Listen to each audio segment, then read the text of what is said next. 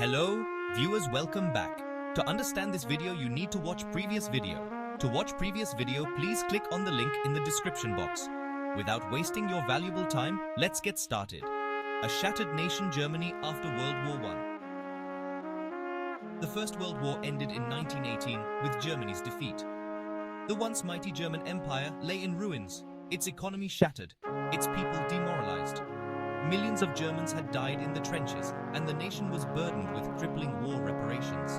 The Kaiser had abdicated, and a fragile democracy, the Weimar Republic, was established. The war had a profound psychological impact on the German people. The defeat was humiliating, and the loss of life was staggering. Many Germans felt betrayed by their leaders, who they believed had led them into a senseless war. The harsh terms of the Treaty of Versailles, signed in 1919, only deepened this sense of resentment and injustice. Germany was forced to accept full blame for the war and was stripped of significant territory, including the industrial Saarland. The country was also required to pay massive reparations to the victors, crippling its already weakened economy.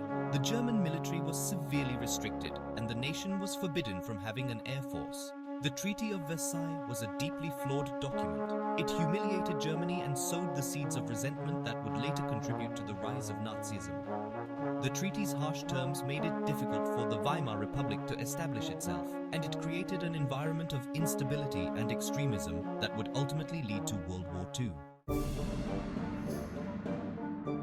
The burden of Versailles. Sowing seeds of resentment. The Treaty of Versailles was deeply unpopular in Germany.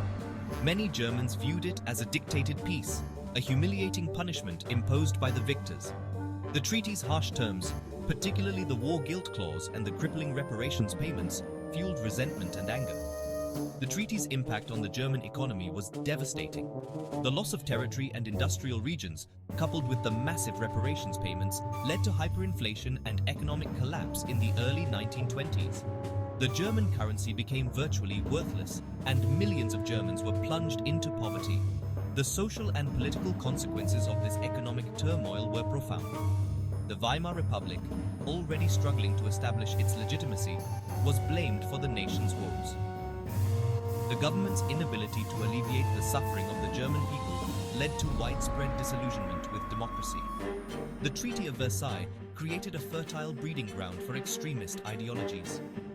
Right-wing groups, like the nascent Nazi Party, exploited the widespread anger and resentment, blaming the Weimar Republic, Jews and communists for Germany's humiliation. The treaty therefore played a significant role in creating the conditions that allowed Hitler and the Nazis to rise to power. Economic despair, fertile ground for extremism. The economic crisis of the early 1920s had a profound impact on German society. The hyperinflation wiped out the savings of the middle class, leaving millions in poverty. Unemployment skyrocketed, and hunger and homelessness became widespread. This economic despair created a climate of fear, uncertainty, and anger. People were desperate for solutions, and they were increasingly willing to listen to extremist voices that offered simple explanations and scapegoats for their suffering. The Nazi Party, with its message of national rebirth, anti-Semitism, and anti-communism, found a receptive audience among those who felt betrayed and abandoned by the Weimar Republic. The Nazis skillfully exploited the economic anxieties of the German people. They blamed the Jews for Germany's economic woes, accusing them of profiteering from the war and controlling the levers of finance. This anti-Semitic propaganda resonated with many Germans, who were looking for someone to blame for their hardship. The Nazis also appealed to the working class, who had been hit particularly hard by the economic crisis. They promised jobs, higher wages, and a restoration of German greatness. This message, combined with their virulent nationalism and anti-communism, attracted a growing following among workers who felt that the Weimar Republic had failed them. A charismatic demagogue, Hitler's rise to prominence. Adolf Hitler, an Austrian-born veteran of World War I, joined the fledgling Nazi Party in 1921. He quickly rose through the ranks, becoming its leader in 1921. Hitler was a gifted orator, capable of captivating audiences with his fiery rhetoric and passionate delivery. Hitler offered a simple and appealing message that resonated with many Germans. He promised to restore Germany to its former glory, break the shackles of the Treaty of Versailles, and create a new German Reich that would last 1,000 years. He appealed to their sense of national pride, their resentment of the Treaty of Versailles, and their fear of communism. Hitler's message was infused with racism, anti-Semitism, and a belief in German superiority.